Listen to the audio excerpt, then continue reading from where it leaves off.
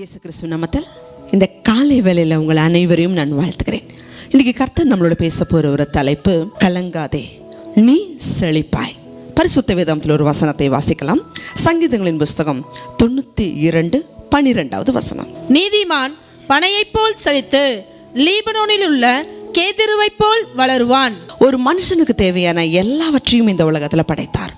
சூரியன், சந்திரன், நட்சத்திரங்கள், வானம், பூமி, சமுத்திரம், மரம், செடி, கொடிகள், காய்கள், கிழங்குகள், பழங்கள், இந்த மாதிரி எல்லாவற்றையும் படைத்துட்டு என் பிள்ளைங்க கஷ்டப்படக்கூடாதுங்கிறதுக்காக ஆண்டு அனுபவிக்கும்படி எல்லாவற்றையும் சிருஷ்டித்து விட்டு பிறகுதான் மனிதனை சிருஷ்டித்தார். அப்படி இருக்கும் பொழுது ஒரு மனிதன் தரித்திரத்தில், கஷ்டத்தில், நஷ்டத்தில் அவர் வாழணும்னு விரும்புவாரா? இல்லை. பிறகு ஏன் நம்மளுடைய வாழ்க்கையில், அநேகருடைய வாழ்க்கையில் செழிப்பு அப்படிங்கிறது ஒரு ஏக்கமாகவே இருக்கு, அனுபவிக்க முடிகிறதில்ல. ஏன் நம்ம செழிப்பை பார்க்க முடிகிறதில்ல?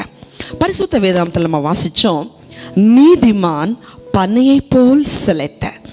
தேவஜனமே, இது பரிசுத்த வேதாகமத்தில் இந்த பனை மரம் அப்படிங்கிறது எருசலேமில் பேரிச்ச மரத்தை தான் பேரிச்சை பனை மரம் என்று சொல்லுவார்கள். இந்த பனை மரத்தை நீங்கள் பாருங்கள், பழங்கள் இரும்பு சத்து நிறைந்தது, அதிக இனிப்பு சுவை கொடுக்கக்கூடியது. எல்லா பழங்கள்லையே அதிகமான இனிப்பான சுவையை கொடுத்தது இந்த பேரிச்சம்பழம். அதே போல் இதோடைய கொட்டை விலங்குகளுக்கு எல்லாமே தீவனமாக பயன்படுத்தப்படுது. அரைச்சு பொடியாக்கி அநேகம் மிருகங்களுக்கு உணவாக கொடுக்குறாங்க. இதோடைய மரம், இதோடைய இலைகள் பாய்கள் நெய்வதற்கு, நார்கள், கூரைகள் நெய்வதற்கு இதோடைய மரம், தண்டு எல்லாமே பயனுள்ள பாகங்கள் தான். கேதுருவை போல, அதுவும் லீபனோனில் உள்ள கேதுருவை போல் வளருவான். இது நீதிமானுடைய ஆசீர்வாதம். இந்த லீபனோனுடைய கேதுரு மரங்கிறது அநேகம் ஆண்டுகள் வாழக்கூடியது, உறுதியானது. அந்த காலகட்டங்களில் முக்கியமான பொக்கிஷங்கள் எல்லாமே இந்த கேதுரு மரத்தால் செய்யப்பட்ட பெட்டியில், பலகைகளில் தான் பாதுகாப்பாக வைப்பாங்க. இவ்வளவு ஏன், பரிசுத்த வேதாகம சுருள்களவே இந்த கேதுரு மரங்களில் தான் பாதுகாக்கப்பட்டுச்சு. இது எதற்காக சொல்லப்படுகிறது அப்படின்னு சொன்னால், நீதிமான்கள் அநேகருக்கும் ஆசீர்வாதமாக இருப்பாங்க. சரி, யார் இந்த நீதிமான் அப்படின்னு சொன்னால், இயேசு கிறிஸ்துடைய ரத்தத்தினால கழுவப்பட்டு ரட்சிக்கப்பட்டு இயேசுவை தன் சொந்த இரட்சகராக ஏற்றுக்கொண்டு அவருடைய வசனத்துக்கு யாரெல்லாம் கீழ்ப்படிஞ்சு நடக்கிறாங்களோ அவர்கள் தான் நீதிமான்கள். பரிசுத்த வேதத்தில் இன்னொரு வசனத்தை வாசிக்கலாம். அப்போஸ்தலரின் புஸ்தகம் 10:35 வசனம். எந்த ஜனத்திலாயினும் அவருக்கு பயந்திருந்து நீதியை செய்கிறவன் எவனோ அவனே அவருக்கு உகந்தவன் என்றும் நிச்சயமாய் அறிந்திருக்கிறேன். தேவஜனமே, இந்த வசனத்தை வாசிச்சோம். எந்த ஜனமாக இருந்தாலும் கர்த்தருடைய பார்வையில் அந்த ஜனம், இந்த ஜனம், அந்த மொழியை சேர்ந்தவங்க, இந்த மொழியை சேர்ந்தவங்க, அந்த இனத்தை சேர்ந்தவங்க, அழகானவங்க, படித்தவங்க, படிக்காதவங்க, இதெல்லாம் எதுவுமே இல்லை. எந்த ஜனமாக இருந்தாலும் சரி, அவருக்கு பயந்து அவருடைய கற்பனைகளை யாரெல்லாம் கை கொள்கிறாங்களோ அவர் மட்டும்தான் ஆண்டவருக்கு உகந்தவர்கள். இன்றைக்கி நம்ம அநேகர் இயேசு கிறிஸ்துவை சொந்த இரட்சகராக ஏற்றிருக்கிறோம், ஆனால் அவருடைய கட்டளைகளுக்கு கீழ்ப்படையறதில்ல. யார் செழிப்பார்கள் அப்படின்னு சொன்னால், கர்த்தருடைய வேதத்தில் பிரியமாக இருந்து இரவும் பகலும் கர்த்தருடைய வேதத்தில் தியானமாக இருக்கிற மனுஷன் பாக்கியவான். அவன் நீர்க்கால்களின் ஓரமாய் நடப்பட்டு தன் காலத்தில் தன் கனியை தந்து இலையுதிராதிருக்கிற மரத்தை போல இருப்பான். அவன் செய்வது எல்லாம் வாய்க்கும். தேவஜனமே, கர்த்தருடைய வேதத்தை பிரியமாக இருந்து அவருடைய வசனத்தை யாரெல்லாம் கை கொள்றாங்களோ அவங்க வாழ்க்கை செழிக்கும்.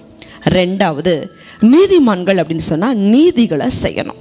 இன்றைக்கி அநேகருடைய வாழ்க்கையில் சுயநலமாக வாழ்கிறோம். நான் உண்டு, என் குடும்பம் உண்டு, நான் வேலைக்கு போகிறேன், நான் சம்பாதிக்கிறேன், நான் சாப்பிட்றேன்.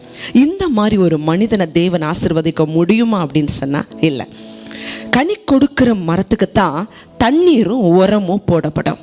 தேவஜனமே, நீங்களும் நானும் ஆராதிக்கிற தெய்வம் சுயநலம் இல்லாதவர். மழையை நல்லோர் மேலும் தீயோர் மேலும் பெய்ய பண்ணுகிறார். சூரியனையும் அப்படித்தான். இன்றைக்கி நம்மளுடைய வாழ்க்கை ஆண்டவருக்கு பிரயோஜனமாக இருக்கணும். உங்களால் முடிஞ்ச ஊழியத்தை கர்த்தருக்கு செய்யுங்க. ஏழைகளுக்கு, எளியவர்களுக்கு, விதவைகளை விசாரிங்க. உங்களால் முடிஞ்ச உதவிகளை செய்யுங்க. கர்த்தர் சொல்லுகிறார், நன்மை செய்தால் மேன்மை இல்லையா? நன்மை செய்யாமல் இருந்தால் பாவம் உன் வாசற்படியில் படுத்திருக்கும். இன்னைக்கு அநேகர் நன்மை செய்யாமல் வாழ்ந்தாலே அது பாவம்தான். உங்களால் ஆண்டவரை பற்றி சாட்சி சொல்ல முடியுமா? சாட்சி சொல்லுங்கள். உங்களால் முடிஞ்ச ஊழியத்தை செய்யுங்க. இப்போ நம்ம பார்த்தோம், நீதிமானுடைய வாழ்க்கை பனையை போல செழிக்கும், லீபனுடைய கேதுருவை போல அவன் ஆசீர்வாதமாக இருப்பான். தேவஜனமே, சுயநலமாக வாழ்கிறவங்களை தேவன் ஒருபோதும் ஆசீர்வதிக்க முடியாது. இன்னைக்கு ஆண்டவரோட சமூகத்தில் ஒப்பு கொடுங்க. உங்கள் வாழ்க்கை செழிப்பாக இருக்கணுமா? கனி கொடுக்கிற வாழ்க்கை தேவன் விரும்புகிறார். கனி கொடுக்கிற மரத்தை தான் அதிகமாக எல்லாரும் நேசிப்பாங்க. உங்கள் வாழ்க்கை ஆண்டவருக்கும் மற்ற மனிதர்களுக்கும் ஆசீர்வாதமாக இருக்கும்னு சொன்னால் நிச்சயமாகவே தேவன் உங்களை ஆசீர்வதிப்பார். கண்களை முடிச்சு வைக்கலாம்.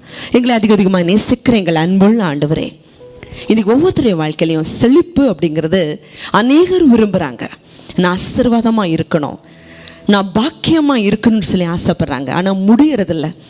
ஆனால் வேதம் இன்னைக்கு அழகாக சொல்லுது, பூமியில் ஒரு மனிதன் படுகிற எல்லா பிரயாசத்துக்கும் பலன் உண்டு. ஒரு மனிதர்கள் எதை விதைக்கிறாங்களோ அதற்கேற்ற பலனை தான் அவங்க அனுபவிக்க முடியும். நன்மை செய்தால் மேன்மை உண்டு, பாவம் செய்யும் பொழுது பாவத்துடைய சம்பளம் மரணம் என்று பார்க்குற ஆண்டவரே. தகப்பனே, இந்த செய்தியை பார்க்குற ஜனங்கள், ஆண்டவரே என் வாழ்க்கை செழிக்கணும், நானும் இதே போல நீதிமானா இருக்க விரும்புகிறேன், உம்முடைய வசனத்துக்கு கீழ்ப்படியவும் உமக்கும் மற்ற மனிதர்களுக்கு கனி கொடுக்க விரும்புகிறேன்னு சொல்லி யாரெல்லாம் தன்னுடைய வாழ்க்கையை உங்களுக்கு ஒப்பு கொடுக்குறாங்களோ அவங்க வாழ்க்கை உங்களால் செழிக்கட்டும். இயேசுவின் நாமத்தில் ஜெபிக்கிறோம் நல்ல பிதாவே, ஆமென். தேவஜனமே, நீங்களும் ஆண்டவருக்கு ஆசீர்வாதமாக இருக்கும் பொழுது உங்களையும் தேவன் பலுகவும் பெருகவும் பண்ணுவார். ஆமென். God bless you.